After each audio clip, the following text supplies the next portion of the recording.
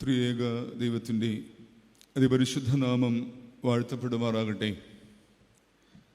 പരിശുദ്ധ കാതോലിക്ക ബാവ തിരുമേനി, അഭിമന്യരായ തിരുമേനിമാരെ, ആദരണീയരായ വൈദിക ശ്രേഷ്ഠരെ, പ്രിയപ്പെട്ട ശുമാശന്മാരെ, വൈദിക വിദ്യാർത്ഥികളെ, സ്നേഹം നിറഞ്ഞ മാതാപിതാക്കളെ, സഹോദരങ്ങളെ, കുഞ്ഞുങ്ങളെ, എല്ലാവർക്കും ദൈവനാമത്തിൽ സ്നേഹവന്ദനം.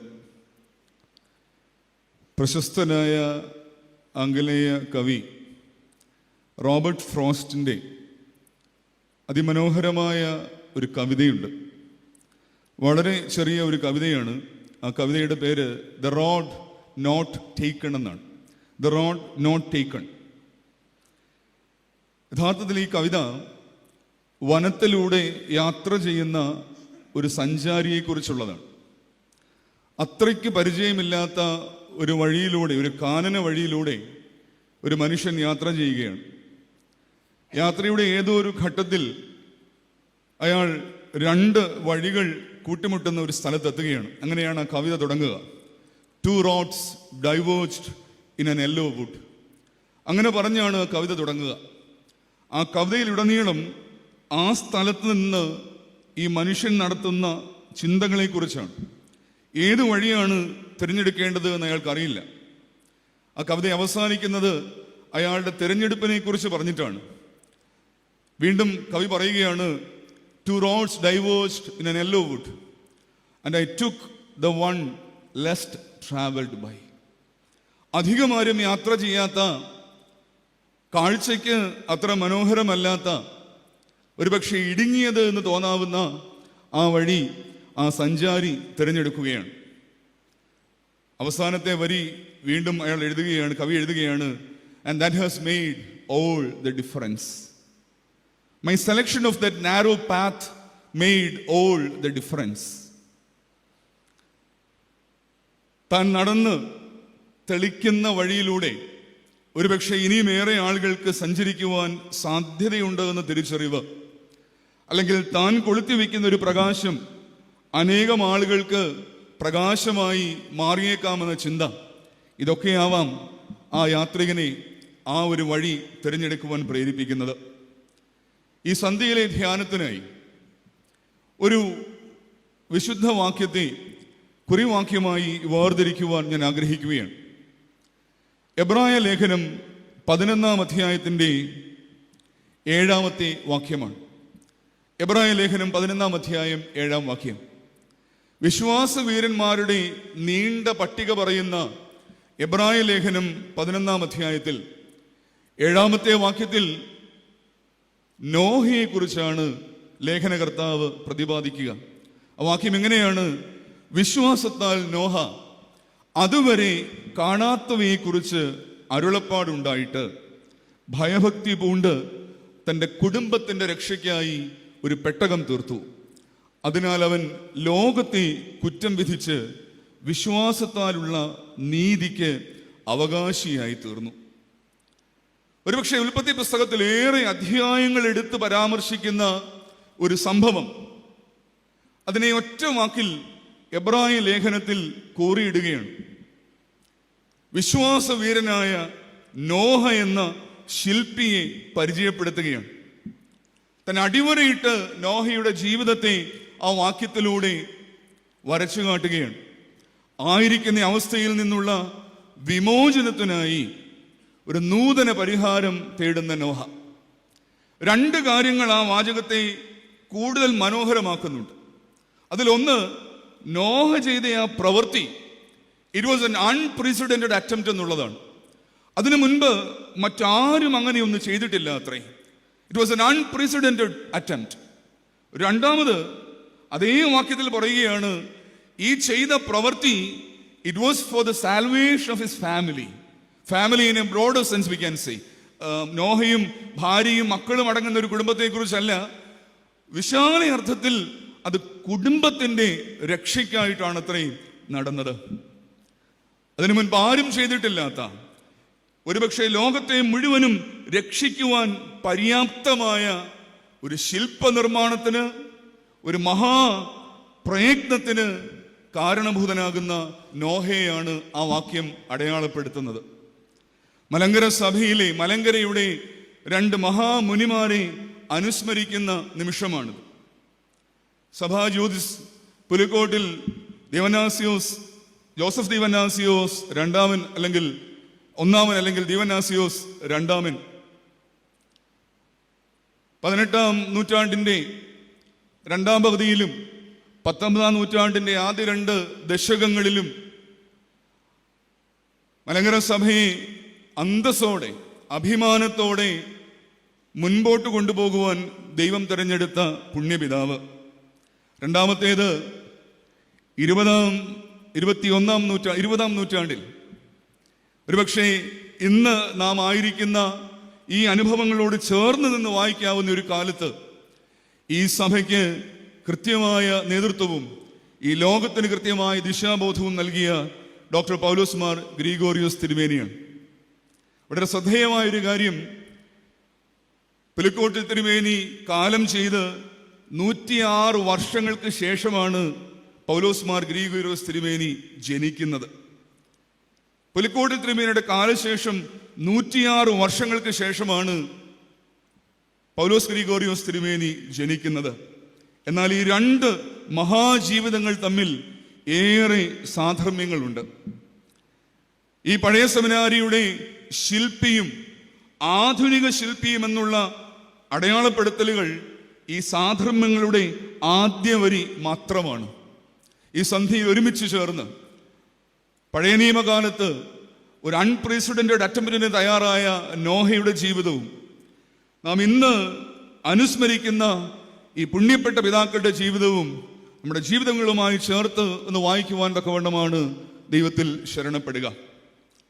What do Noah and his ark represent? എന്തിനെയാണ് അന്നത്തെ ജീവിത അനുഭവങ്ങളിൽ നോഹ പ്രതിനിധാനം ചെയ്യുന്നത്? ഞാൻ ഒന്നാമത് കുറിച്ചിരിക്കുന്നത് നോഹ പ്രതിനിധാനം ചെയ്യുന്നത് തൻ്റെ വർത്തമാന കാലത്തിൻ്റെ വ്യാഖ്യാനത്തെയാണ്. It was an interpretation of his contemporary age or contemporary society. ഏറെ വർണ്ണനകളൊന്നും ആവശ്യമില്ലാത്തൊരു കഥയാണല്ലോ നോഹയുടേത്. കലങ്ങി മറിഞ്ഞിരുന്ന ഒരു ലോകത്തെ ഒരു പുതിയ തുടക്കത്തിലേക്ക് കൂട്ടിക്കൊണ്ടുവന്നു എന്നുള്ളതാണ് നോഹയുടെ പ്രവൃത്തിയുടെ അർത്ഥം. അതുകൊണ്ടാണ് he try to interpret his age എന്ന് നോഹയെക്കുറിച്ച് ഒന്ന് വായിക്കുവാൻ ആഗ്രഹിച്ചത്. നോഹ ഒരു പ്രവാചകനാണെന്ന് വേദപുസ്തകത്തിൽ ഒരിടത്ത് പോലും പറയുന്നില്ല.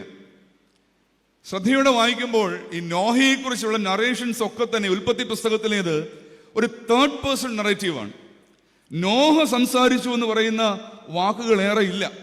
വളരെ ചുരുങ്ങി 1-2 വാക്കുകൾ മാത്രമേ നോഹ പറഞ്ഞതായിട്ട് പറയുന്നുള്ളൂ. ബാക്കിയെല്ലാം നോഹയെ കുറിച്ച് പറഞ്ഞിട്ടുള്ള വാക്കുകളാണ്. അതുകൊണ്ടാണ് ഞാൻ പറഞ്ഞത് Noah was never A prophet in its true sense. എന്നാൽ നോഹ ഏറ്റെടുത്ത ദൗത്യം യാതൊരു സംശയവുമില്ലാതെ പറയാം, ഇറ്റ് വാസ് പ്രൊഫറ്റിക്. അതൊരു പ്രവാചക ദൗത്യമായിരുന്നു. തൻ്റെ വർത്തമാനകാലത്തിൻ്റെ സ്പന്ദനങ്ങളെ അറിയുന്നു എന്ന് മാത്രമല്ല, ഭാവി തലമുറയ്ക്കായി ദൈവികമായി അതിനെ ക്രമപ്പെടുത്തുകയും ചെയ്യുന്നു. നമ്മളൊക്കെ പഠിച്ചിട്ടുള്ളത് പോലെ prophetic duty of forth-telling and foretelling. The prophetic duty of forth-telling and foretelling. നോഹയെ പോലെ തങ്ങളുടെ വർത്തമാനകാലങ്ങളെ കൃത്യമായി വ്യാഖ്യാനിച്ച 2 പുണ്യപിതാക്കന്മാരാണ് നമ്മുടെ സ്മരീയ പുരുഷന്മാർ. ഒരുപക്ഷെ അക്ഷരം തെറ്റാതെ പ്രവാചകന്മാരെന്ന്, മലങ്കരയുടെ പ്രവാചകന്മാരെന്ന് ധൈര്യപൂർവം നമുക്ക് വിളിക്കാവുന്ന 2 പുണ്യപ്പെട്ട പിതാക്കന്മാർ. ഭാഗ്യസ്മരണാർഹനായ സഭാജ്യോതിസ് പുലിക്കോട്ടിൽ തിരുമേനിയുടെ ആ ജീവിത കാലത്തെ ഒന്ന് പരിശോധിക്കുകയാണെങ്കിൽ നമുക്കറിയാം, ഇന്നത്തെ ഒരു കാലത്ത് നിന്ന് അന്നത്തെ കാലത്തെ വായിക്കുമ്പോൾ ഏറെ വ്യത്യസ്തതകൾ നിറഞ്ഞൊരു കാലമാണ്. എന്നാൽ തിരുമേനി ഏറ്റെടുത്ത, തിരുമേനി ചെയ്തു തീർത്ത ഓരോ അനുഭവങ്ങളും അന്നത്തെ കാലത്തിൻ്റെ വ്യാഖ്യാനങ്ങളായിരുന്നുവെന്ന് നിസ്സംശയം പറയാം. 1806 ആർത്താറ്റ് പടിയോല ഒരുപക്ഷെ പഠിക്കുന്ന നമ്മെ സംബന്ധിച്ച് അതിൻ്റെ ഗൗരവതരമായ അർത്ഥങ്ങൾ അറിയാവുന്നുണ്ടാവാം. ആർത്താറ്റ് പടിയോല നമുക്കറിയാവുന്നത് പോലെ ഒരു വിശ്വാസ പ്രഖ്യാപനമാണ്. ആ ഒരു കാലം, പ്രത്യേകിച്ച് ആറാം മാർത്തോമ അല്ലെങ്കിൽ ദിവനാസിയോസ് ഒന്നാമനെന്ന് വിളിക്കപ്പെടുന്ന ആറാം മാർത്തോമയുടെ മുൻപാകെ ആ കുന്നംകുളം പ്രദേശത്തിന്റെ ഒരു ശബ്ദമായി അല്ല, ഒരുപക്ഷെ ഞാൻ തന്നെ വിശ്വസിക്കുന്നു, മലങ്കരിയുടെ ഒരു ശബ്ദമായി ഒരു പടിയോല എഴുതി നൽകപ്പെടുകയാണ്. അതിന് നേതൃത്വം കൊടുത്തവരിൽ പുലിക്കോട്ടിൽ ഇട്ടൂപ്പുറമ്പാൻ ഉണ്ടായിരുന്നു എന്നുള്ളത് ചരിത്രം സാക്ഷിക്കുന്ന ഒന്നാണ്. നമുക്കറിയാം, ആ കാലമെന്ന് പറയുന്നത് കോളനി വൽക്കരണം ഇങ്ങനെ നുഴഞ്ഞു കയറിക്കൊണ്ടിരുന്ന ഒരു കാലമാണ്. പടിഞ്ഞാറൻ ശക്തികൾ പല രാജ്യങ്ങളുടെയും ജീവിത അനുഭവങ്ങളിലേക്ക് കടന്നു കയറിക്കൊണ്ടിരുന്ന ഒരു കാലം. രാജ്യങ്ങളിലേക്ക് കടന്നു കയറുന്നതിനൊപ്പം ആത്മീയ മേഖലയിലേക്കും ഈ കോളനി വൽക്കരണം കടന്നു കയറുകയാണ്. ആർത്താറ്റ് പടിയോലയിലെ മിഴിവേറിയ വാക്യം ഇങ്ങനെയാണ്. ഇവിടെ എഴുതിയിരിക്കുകയാണ്, ബാബേലിൽ നിന്നോ റോമയിൽ നിന്നോ അന്ത്യോക്യയിൽ നിന്നോ വല്ല പരദേശത്തു നിന്നോ യാതൊരു ഉപദേശങ്ങളും കേട്ടുവഴങ്ങി നടക്കാതെ നമ്മുടെ മാർത്തോമാ ശ്ലീഹായുടെ പൂർവീക വിശ്വാസങ്ങളും ചട്ടങ്ങളും അനുസരിച്ച് ഞങ്ങൾ നടക്കും. നോക്കൂ, തദ്ദേശീയ നേതൃബോധം തലമുറകളിലേക്ക് സന്നിവേശിപ്പിക്കുന്ന ഒരു പടിയോല, അതിന് നേതൃത്വം നൽകുന്ന പുലിക്കോട്ടിൽ ഇട്ടൂപ്പുറമ്പാൻ എന്ന നമ്മുടെ സ്മരീയ പുരുഷൻ. അതുകൊണ്ടാണ് ഞാൻ പറഞ്ഞത്, തൻ്റെ വർത്തമാനകാലത്തെ അതിൻ്റെ കൊള്ളായ്മകളും കൊള്ളരുതായ്മകളും ഭംഗിയായി വ്യാഖ്യാനിച്ച് അത് തലമുറകളിലേക്ക് പകർന്നു കൊടുക്കുകയാണ്. 3 വാക്കുകൾ ആ വരികൾ വായിക്കുമ്പോൾ അല്പവും കൂടെ ശ്രദ്ധേയമാണ്. ഒന്ന്, മാർത്തോമൻ വിശ്വാസ പൈതൃകം. അന്ന് എഴുതുകയാണ്, മാർത്തോമൻ വിശ്വാസ പൈതൃകം. ഒരുപക്ഷെ ഇന്ന് ഈ 2024 നമ്മൾ നിൽക്കുമ്പോഴും നമ്മൾ ഏറെ ഉറക്കെ പറയുന്ന വാചകം ഇത് തന്നെയാണ്. മാർത്തോമൻ വിശ്വാസ പൈതൃകത്തിൽ 2 പറയുകയാണ്, സ്വാഭിമാനം, ഞങ്ങൾ അഭിമാനത്തോടെയാണ് നിൽക്കുക. 3, ദേശീയ ബോധത്തോടെ. നോക്കൂ, 2 നൂറ്റാണ്ടുകൾക്ക് മുൻപ് ഒരു മനുഷ്യൻ ആ കാലത്തെ വ്യാഖ്യാനിച്ച് ഭാവിക്കായി ഇത് പകർന്നു നൽകുകയാണ്. 1809 ആർത്താറ്റ് പടിയോലയും പുലിക്കോട്ടിൽ ഇട്ടൂപ്പുറമ്പാന്റെ ജീവിതത്തെ മനോഹരമാക്കുന്നതാണ്. കുറെ കൂടി ഒരു സഭയ്ക്കുള്ളിലുള്ള ആഭ്യന്തരമായ പ്രശ്നങ്ങളും തർക്കങ്ങളും കലഹങ്ങളുമൊക്കെയാണ് ഈ കണ്ടനാട് പടിയോലയുടെ ഒരു കാരണം. മാർത്തോമ ഏഴാമന്റെ അകാല വിയോഗം ഞാൻ മനസ്സിലാക്കുന്നത് ശരിയെങ്കിൽ 7-ാം മാർത്തോമായുടെ അടിയന്തരത്തിന് കണ്ടനാട് ഒരുമിച്ച് കൂടുന്ന സമയത്താണ് ഈ കണ്ടനാട് പടിയോല എഴുതപ്പെടുന്നത്. സഭാചരിത്രം പഠിക്കുന്നവർക്ക് അതിൻ്റെ കൂടുതൽ വിശദാംശങ്ങൾ അറിയാവുന്നുണ്ടാവാം. 12 തീരുമാനങ്ങളാണ്, 12 നിർദ്ദേശങ്ങളാണ് ഈ പടിയോലയുള്ളത്. പരിശുദ്ധനായ വട്ടശ്ശേരി തിരുമേനിയുടെ മതോപദേശ സാരങ്ങൾക്കും പിന്നീട് രൂപപ്പെട്ടു വന്ന മലങ്കര സഭാ ഭരണഘടനയ്ക്കുമൊക്കെ എത്രയോ മുൻപ് സഭാ ജീവിത ക്രമീകരണം അന്നത്തെ വിചാരങ്ങളനുസരിച്ച്, അന്നത്തെ ചിന്തകളനുസരിച്ച് എപ്രകാരമാകണമെന്ന് വ്യാഖ്യാനിക്കുന്ന ഒരു രേഖയാണ്. ഇതിനും നേതൃത്വം കൊടുക്കുന്നത് പുലിക്കോട്ടിൽ തിരുമേനിയാണ് എന്നുള്ളതാണ് നമ്മുടെ ചിന്തകൾക്ക് തീപിടിപ്പിക്കുന്നത്. സെമിനാരിയെക്കുറിച്ച്, സെമിനാരികളുടെ സ്ഥാപനത്തെക്കുറിച്ച് ഈ പടിയോലയിൽ, കണ്ടനാട് പടിയോലയിൽ നൽകുന്ന നിർദ്ദേശം മാത്രമൊന്ന് വായിക്കട്ടെ. അവിടെ എഴുതുകയാണ്, തെക്കും വടക്കും 2 പടുത്ത വീടുകൾ പൈതങ്ങളെയും ഷെമ്മാശന്മാരെയും പഠിപ്പിക്കുകയും. 1-ാമത്തെ ഭാഗമാണ്, തെക്കും വടക്കും 2 പടുത്ത വീടുകൾ പൈതങ്ങളെയും ഷെമ്മാശന്മാരെയും പഠിപ്പിക്കുകയും. വീണ്ടും പറയുകയാണ്, പള്ളികളിൽ നിന്ന് വരിയിട്ടെടുത്ത് അവർക്ക് വേണ്ടുന്നത് ആണ്ടുതോറും കൊടുക്കുകയും. പള്ളികളിൽ നിന്നും വരിയിട്ടെടുത്ത് അവർക്ക് ആണ്ടുതോറും കൊടുക്കുകയും. വീണ്ടും പറയുകയാണ്, പള്ളിക്കടുത്ത ക്രമങ്ങളൊക്കെയും തഴക്കി കുറവ് തീർത്ത് മൽപ്പാന്മാരുടെ എഴുത്ത് യജമാന സ്ഥാനത്ത് കൊണ്ടുവന്ന് കൊടുത്ത് കൂദാശ പ്രവൃത്തികൾക്ക് അനുവാദം വാങ്ങിച്ചു കൊള്ളണം. സെമിനാരികൾ സ്ഥാപിക്കണം.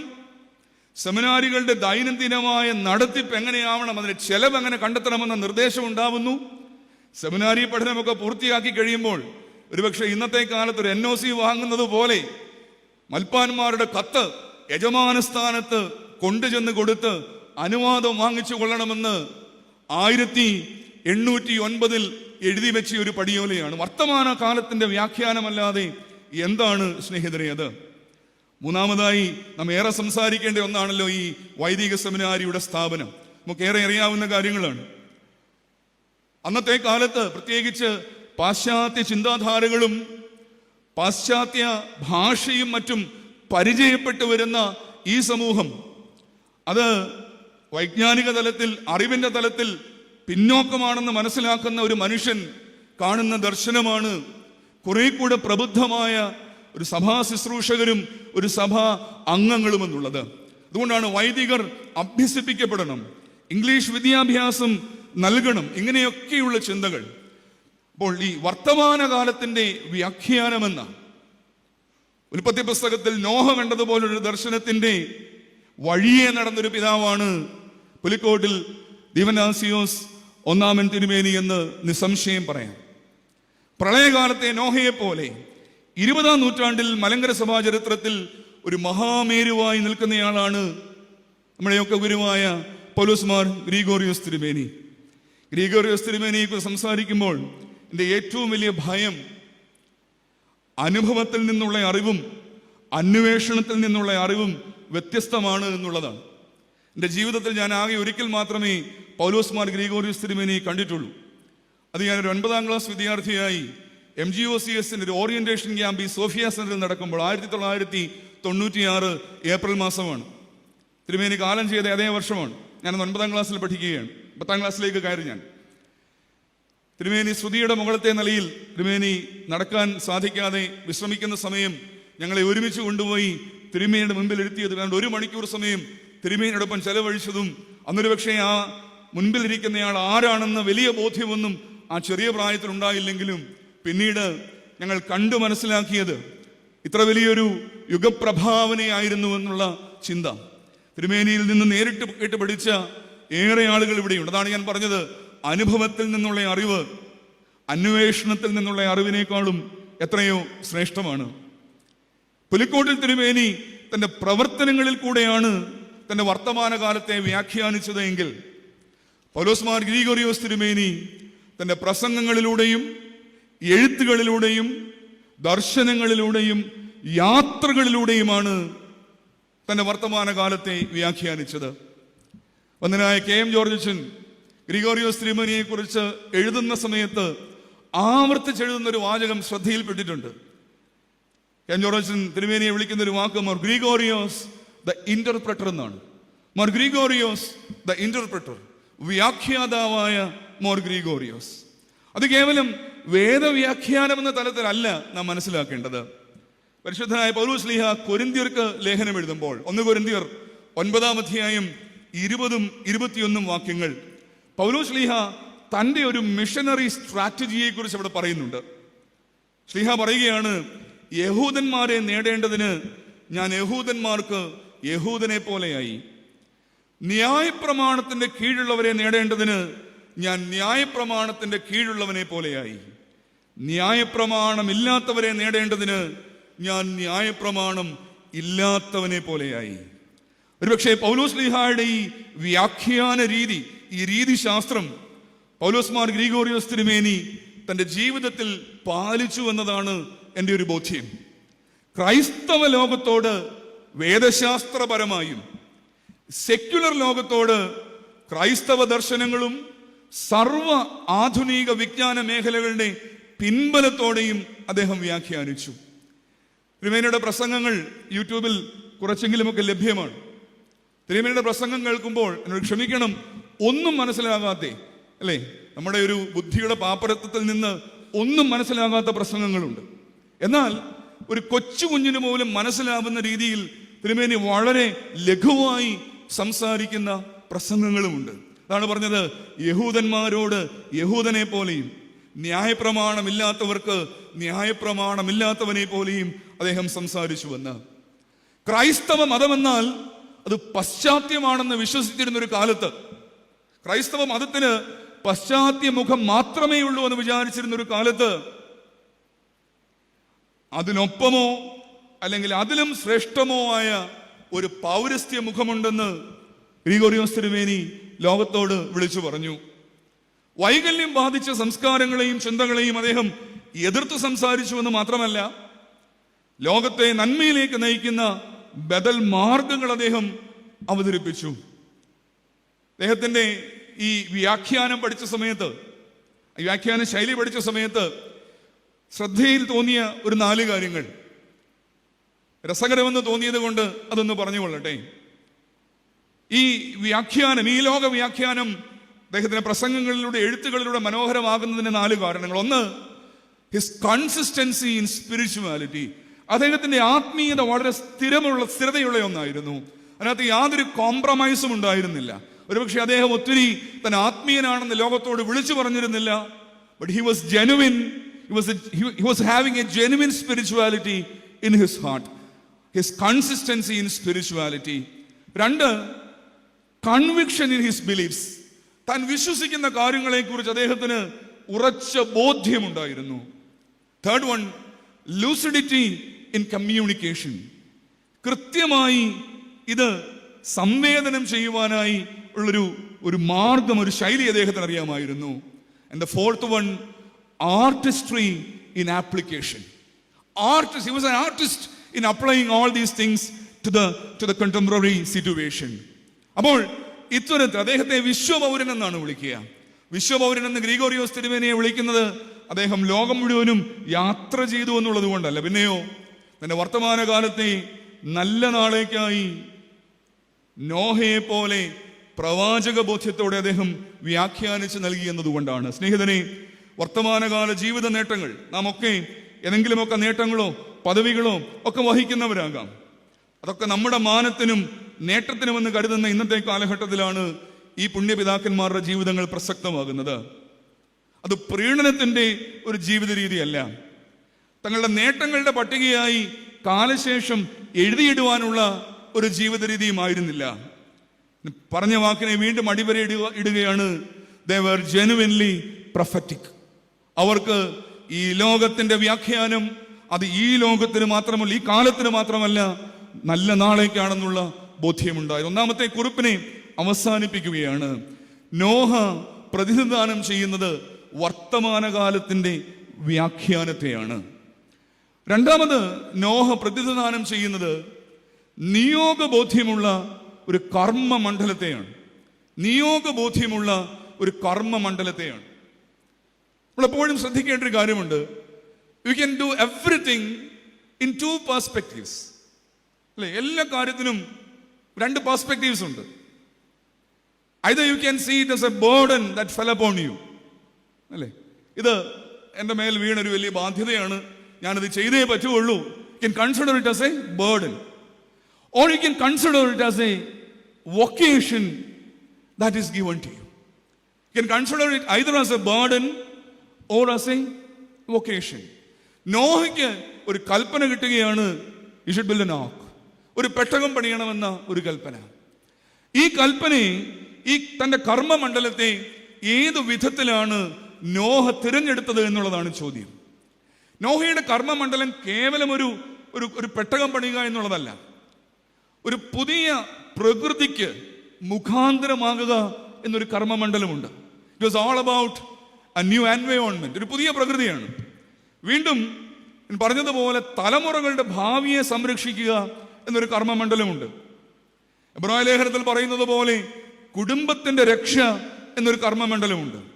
അതിനായി പെട്ടകം പണിയുക എന്ന ഒരു കർമ്മമണ്ഡലമുണ്ട്. അപ്പോൾ ഒന്നെന്ന് തോന്നാമെങ്കിലും വിവിധ വശങ്ങളിലേക്കുള്ള, ദിശകളിലേക്കുള്ള ഏറെ ഗഹനമായ ഒന്നായിരുന്നു നോഹ തെരഞ്ഞെടുത്ത ഈ കർമ്മമണ്ഡലങ്ങൾ.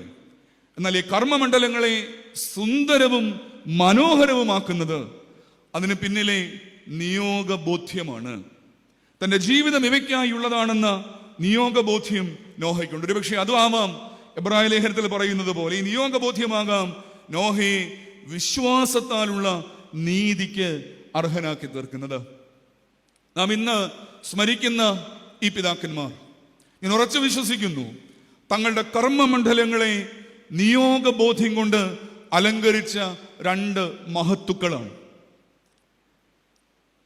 ഒരു വൈദികന്റെ അടിസ്ഥാന ധർമ്മമെന്ന് അന്ന് വിചാരിച്ചിരുന്നത്.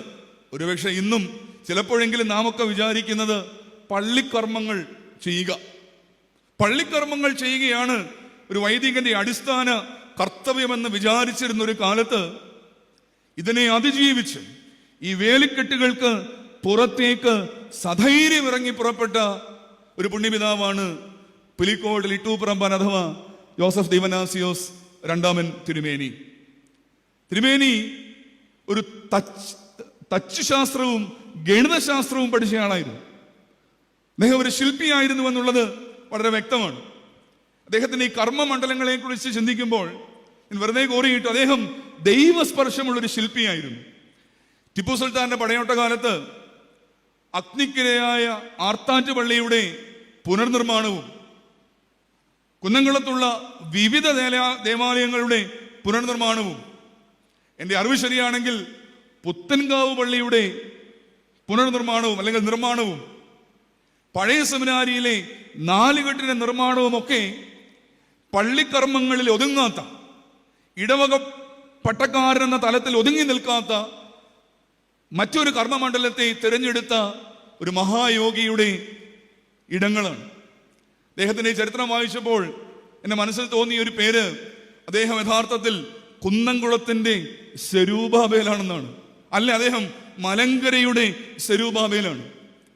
തകർന്നുപോയ പലതിനെയും പുനർനിർമ്മിക്കുവാൻ വെമ്പൽ കൊണ്ട സ്വരൂപാബേലിനെ പോലെ അദ്ദേഹം he was rebuilding all those broken structures. 2, അദ്ദേഹം ഏറ്റെടുത്ത ഒരു കർമ്മമണ്ഡലം വേദത്തെ ജനകീയമാക്കുക എന്ന നിയോഗമാണ്.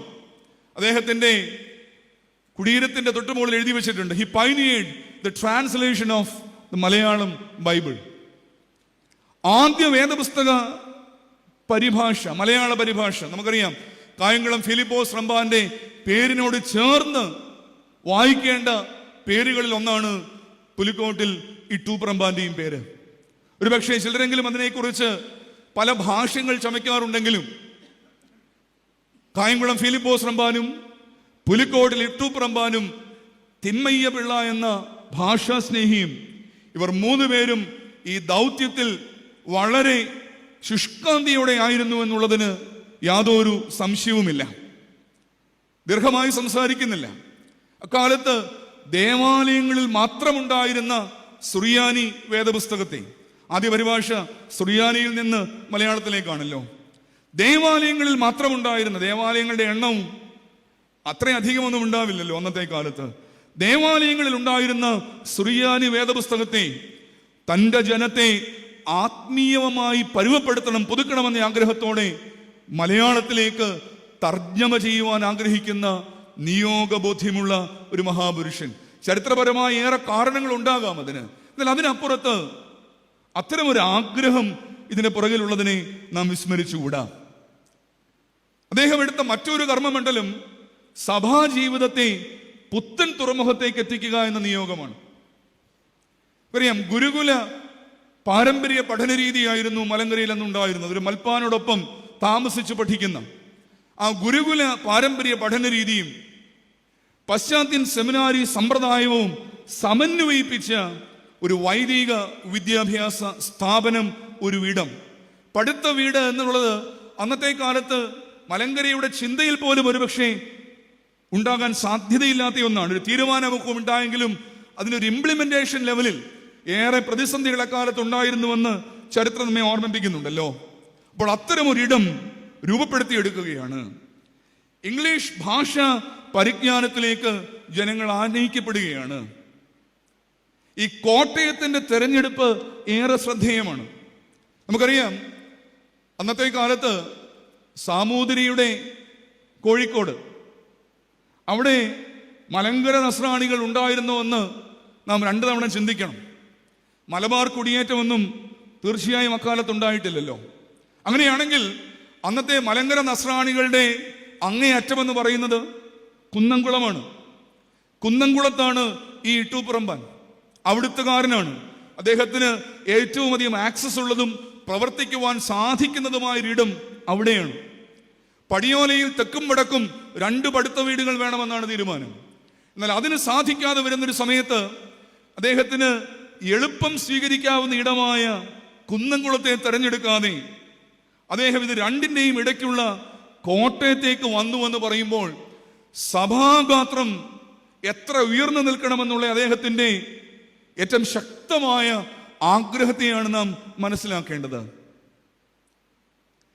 ഈ സെമിനാരി കോട്ടയത്ത് സ്ഥാപിച്ചതോടുകൂടെയാണ് മലങ്കര മെത്രാപ്പോലീത്തായുടെ ആസ്ഥാനമായി ഇത് മാറ്റപ്പെടുന്നത്. ഇത് സഭയുടെ ഒരു കേന്ദ്രമായിട്ട് മാറ്റപ്പെടുന്നത്. അതുകൊണ്ടാണ് ഞാൻ പറഞ്ഞത്, സഭാജീവിതത്തെ പുത്തൻ തുറമുഖത്തേക്ക് എത്തിക്കുക എന്നൊരു ദൗത്യം അദ്ദേഹത്തിനുണ്ടായിരുന്നു. അപ്പോൾ ഈ കർമ്മമണ്ഡലങ്ങൾ തിരഞ്ഞെടുക്കുമ്പോൾ it was not a burden that fell upon me, rather it was my vocation to do all these things എന്ന ബോധ്യത്തോടെ അദ്ദേഹം പ്രവർത്തിക്കുകയാണ്. സമയം മുൻപോട്ട് പോകുന്നല്ലോ. പൗലോസ് മാർ ഗ്രിഗോറിയോസ് തിരുമേനിയും ഇതേപോലെ തന്റെ കർമ്മമണ്ഡലങ്ങളെ നിയോഗബോധ്യത്തിൽ പ്രശോഭിപ്പിച്ച ഒരു പുണ്യപിതാവാണ്. വിശുദ്ധ ലൂക്കോസിന്റെ സുവിശേഷം 4-ാം അധ്യായത്തിൽ നാസറേത്ത് മാനിഫെസ്റ്റോ എന്ന് വിളിക്കുന്ന നസ്രേത്ത് പ്രസംഗം നമുക്കറിയാം. യേശുക്രിസ്തു സിനഗോഗിൽ ചെന്നിട്ട് യെശയ്യാവിന്റെ പുസ്തകം തുറന്ന് വായിക്കുകയാണ്. Why I am here, for what all purposes I am here. എളിയവരോട് സദ്വർത്തമാനം അറിയിക്കുവാനായി കർത്താവിനെ അഭിഷേകം ചെയ്തിരിക്കാൻ അവന്റെ ആത്മാവിന്റെ മേലുണ്ട്. ബദ്ധന്മാർക്ക് വിടുതലും കുരുടന്മാർക്ക് കാഴ്ചയും പ്രസംഗിപ്പാനും പീഡിതരെ വിടുവിച്ചയക്കുവാനും കർത്താവിന്റെ പ്രസാദവർഷം പ്രസംഗിപ്പാനുമായി എന്നെ അയച്ചിരിക്കുന്നു. നിയോഗബോധ്യമുള്ള ഈ ക്രിസ്തു വാക്കുകളുടെ നേരവകാശിയാണ് പൗലോസ് മാർ ഗ്രിഗോറിയോസ് തിരുമേനി എന്ന് ഞാൻ പറയും. ബാല്യം മുതൽക്ക് വ്യത്യസ്തങ്ങളായ കർമ്മമണ്ഡലങ്ങൾ തിരഞ്ഞെടുത്ത ഒരു പുണ്യപിതാവ്. നന്നേ ചെറുപ്പത്തിലെ ലഭിച്ച സർക്കാർ ജോലി യാതൊരു മടിയും കൂടാതെ ഉപേക്ഷിച്ച് എത്യോപ്യയിലേക്ക് പോവുകയാണ്. എത്യോപ്യയിലെ ജീവിതം അവസാനിപ്പിച്ച് സഭാ ശുശ്രൂഷയിലേക്ക് വരികയാണ്. 1922 പൗലോസ് ഗ്രിഗോറിയോസ് തിരുമേനി ജനിക്കുന്നത്. അദ്ദേഹം വൈദികനാകുന്നത് 1961. ഏതാണ്ട് 37-ാമത്തെ വയസ്സിലാണ് അദ്ദേഹം ഒരു പട്ടക്കാരനായിട്ട് മാറുന്നത്. ഒരുപക്ഷെ ഇന്ന് നമ്മൾ ചിന്തിക്കുമ്പോൾ 20-ലോ 25-ലോ 30-നോ മുമ്പ് വൈദികരാകണമെന്ന് ആഗ്രഹിക്കുമ്പോൾ തന്റെ നിയോഗബോധ്യത്തിൽ തന്റെ ദൗത്യമണ്ഡലങ്ങളിൽ കൃത്യമായി ഓരോ ജോലിയും ചെയ്തു തീർത്ത് അടുത്തതിലേക്ക് വരുന്നത്. വൈദികനായതിനു ശേഷം അദ്ദേഹം WCCയുടെ ചുമതലകളിലേക്ക് നേതൃസ്ഥാനത്തേക്ക് മാറ്റപ്പെടുകയാണ്. 1967 ഈ പടുത്ത വീടിന്റെ പഴയ സെമിനാരിയുടെ പ്രിൻസിപ്പലായി അദ്ദേഹം ചുമതലയെടുക്കുകയാണ്. 1975 അദ്ദേഹം ഒരു മെത്രാപ്പോലീത്തയായിട്ട് ഉയർത്തപ്പെടുകയാണ്. ഞാൻ എന്തിനാണ് ഇതിങ്ങനെ വായിച്ചത് എന്ന് ചോദിച്ചാൽ, ഇതിങ്ങനെ ഒന്നിൽ നിന്നൊന്നിലേക്ക് അതിൽ നിന്നും മറ്റൊന്നിലേക്ക് അദ്ദേഹം ഈ തെരഞ്ഞെടുപ്പുകൾ നടത്തുകയാണ്. ഈ ചുമതലകളൊക്കെ ഉള്ളപ്പോഴും മതവും തത്വചിന്തയും രാഷ്ട്രീയ മീമാംസയും ഒന്നുപോലെ വ്യാഖ്യാനിച്ച് തന്റെ കാലഘട്ടത്തിൽ ലോകത്തിലെ എണ്ണം പറഞ്ഞ ശബ്ദങ്ങളിൽ ഒന്നായി തിരുമേനി മാറുകയാണ്. ഇത്തരം കർമ്മ മേഖലകളിലൊക്കെ വിരാജിക്കുമ്പോഴും തിരുമേനിക്ക് തന്റെ ജീവിതം എന്തെന്ന് നല്ല ബോധ്യമുണ്ടായിരുന്നു. തിരുമേനി തന്റെ ജീവിതത്തിന്റെ അർത്ഥം കണ്ടെത്തിയിരുന്നു. ആ കബറിടത്തിലേക്ക് പോകുന്ന സമയത്ത് ആ കബറിടത്തിൽ എഴുതി വെച്ചിരിക്കുന്ന ഒരു വാചകമുണ്ട്. യഥാർത്ഥത്തിൽ തിരുമേനിയുടെ ജീവിതത്തിന്റെ നിയോഗബോധ്യം മുഴുവനും ആ വാചകത്തിലുണ്ട്. തിരുമേനി പറയുമായിരുന്നൊരു വാക്കാണ് അതെന്നാണ് ഞാൻ മനസ്സിലാക്കുന്നത്. Christ is my all. അവിടെ എഴുതി വെച്ചിട്ടുണ്ട്, Christ is my all. I share his life and love with all humankind and the whole of creation. കർത്താവാണ് എൻ്റെ സർവസ്വവും. അവൻ എനിക്ക് നൽകിയ ജീവിതവും സ്നേഹവും ഞാൻ മാനവരാശിക്ക് മുഴുവനും സർവ പ്രപഞ്ചത്തിനുമായി പങ്കിട്ട് നൽകുകയാണ്. തന്റെ നിയോഗത്തിന്റെ ബോധ്യമാണ് വെളിവാകുക. വൈദിക സെമിനാരിയുടെ പ്രിൻസിപ്പലെ അദ്ദേഹം ചുമതല എടുത്തതിനെ കുറിച്ച് തന്റെ ആത്മകഥയിൽ അദ്ദേഹം എഴുതിയിട്ടുണ്ട്. അദ്ദേഹം എഴുതുകയാണ്, ഞാനിത് എന്തിനാണ് തിരഞ്ഞെടുത്തത് എന്ന് ചോദിച്ചേക്കാം. ഇത് മുഴുവൻ സമയ അധ്യാപനത്തിനുള്ള അവസരമാണ്. ഞാൻ തിരിച്ചറിയുന്നു, this is my vocation of being A teacher. വീണ്ടും പറയുകയാണ്, വൈദിക പരിശീലനത്തിനെത്തുന്ന യുവാക്കളുടെ ജീവിതവും ചിന്തയും രൂപപ്പെടുത്തുവാനുള്ള കനകാവസരമാണിത്. നോക്കൂ, ജനീവയിൽ WCCയുടെ ചുമതലയേക്കാളും അദ്ദേഹം വിലമതിക്കുന്നത് കോട്ടയത്തെ സെമിനാരിയുടെ പ്രഥമ അധ്യാപകൻ എന്ന സ്ഥാനമെന്ന് പറയുമ്പോൾ, അനീതിക്കും യുദ്ധക്കൊതിക്കുമെതിരെ ലോക സദസ്സുകളിൽ ശബ്ദമുയർത്തുന്ന തിരുമേനിയുണ്ട്. He was extremely serious about his mission. നിയോഗങ്ങളുടെ വ്യക്തമായ ബോധ്യം. അത് കാട്ടിക്കുട്ടലുകളല്ല. താൻ എന്തോ ചെയ്തു തീർത്തുവെന്ന് മറ്റുള്ളവരോട് വിളിച്ചു പറയുവാനുള്ള പ്രധാന പരിശ്രമങ്ങളുമല്ല. നിയോഗത്തിൻ്റെ വ്യക്തമായ ബോധ്യം. ആ നിയോഗ ബോധ്യത്തിൻ്റെ ഏറ്റവും വലിയ സാക്ഷ്യമായി വ്യക്തിപരമായി ഞാൻ വിശ്വസിക്കുന്നത് തിരുമേനി രൂപപ്പെടുത്തിയെടുത്ത ഒരു ശിഷ്യ പരമ്പരയാണ്. ഇത് തന്നോടുകൂടെ അവസാനിക്കേണ്ടതൊന്നല്ല എന്ന ബോധ്യത്തോടുകൂടെ പുതിയ തലമുറയിലെ വൈദികർ എന്ന നിലയ്ക്ക് ഞങ്ങൾ ഗുരുക്കന്മാരായി കണ്ടതൊക്കെയും ഗ്രിഗോറിയോസ് തിരുമേനി വളർത്തിക്കൊണ്ടുവന്ന ശിഷ്യന്മാരെയായിരുന്നു. അവരിലൂടെയാണ് യഥാർത്ഥത്തിൽ ഞങ്ങൾ ഗ്രിഗോറിയോസ് തിരുമേനിയെ മനസ്സിലാക്കിയിരുന്നത്. ആ നിയോഗബോധ്യത്തിൻ്റെ കർമ്മ മണ്ഡലങ്ങൾ. എൻ്റെ വാക്കുകളെ അവസാനിപ്പിക്കുകയാണ്. മോശയുടെ കൈ ഉയർത്തിപ്പിടിച്ച അഹറോനെയും ഹൂരിനെയും പോലെ മലങ്കര സഭയെ താങ്ങി നിർത്തുന്ന രണ്ട് കരങ്ങളാണ് പുലിക്കോട്ടിൽ തിരുമേനിയുടേതും പൗലോസ് മാർ ഗ്രിഗോറിയോസ് തിരുമേനിയുടേതും. അതുവരെ കാണാത്തവയെക്കുറിച്ച് അരുളപ്പാടുണ്ടായിട്ട് നോഹ പെട്ടകം തീർത്തതുപോലെ മറ്റാരും നടക്കാത്ത വഴികളിലൂടെ ഈ മഹാരഥന്മാർ സഞ്ചരിച്ചു. അവർ ചില പെട്ടകങ്ങൾ പണിതു വെച്ചിട്ടുണ്ട്. ആ പെട്ടകങ്ങളുടെ ഉള്ളിലേക്ക് പ്രവേശിച്ച് അതിനെ ഉപയോഗിക്കുമ്പോഴാണ് ഇവരുടെ സ്മൃതികളും ഇവരുടെ ജീവിത സാക്ഷ്യങ്ങളും പ്രാവർത്തികമാകുന്നത്, പ്രയോജനകരമാകുന്നത്. നമ്മുടെ ജീവിത വഴികളിലും ഈ പിതാക്കന്മാരുടെ മാധ്യസ്ഥവും ജീവിത മാതൃകകളും നമുക്ക് പ്രചോദനമാകട്ടെ എന്ന് പ്രാർത്ഥിച്ച് ആ പിതാക്കന്മാരുടെ മധ്യസ്ഥതയിൽ അഭയപ്പെട്ട് ഈ അവസരത്തെ ഓർത്ത് ദൈവസന്നിധിയിൽ സ്തോത്രമർപ്പിച്ച് എൻ്റെ വാക്കുകൾ ചുരുക്കുന്നു. ദൈവം നമ്മെ എല്ലാവരെയും വാഴ്ത്തി അനുഗ്രഹിക്കട്ടെ.